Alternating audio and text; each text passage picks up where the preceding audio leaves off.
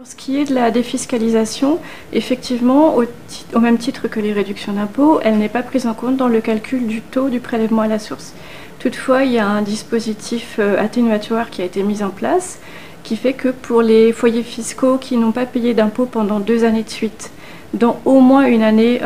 parce qu'ils ont bénéficié des réductions d'impôts ou de crédits d'impôt, et avec un revenu fiscal de référence inférieur à 25 000 € par part, le taux du prélèvement à la source sera ramené à 0. Donc, pour vous donner un exemple, un foyer fiscal composé d'un couple avec un enfant devrait avoir un revenu fiscal de référence inférieur à 75 000 € pour que, effectivement, leur défiscalisation soit comprise dans le calcul du taux et donc qu'ils aient un taux 0. S'il ne remplit pas les conditions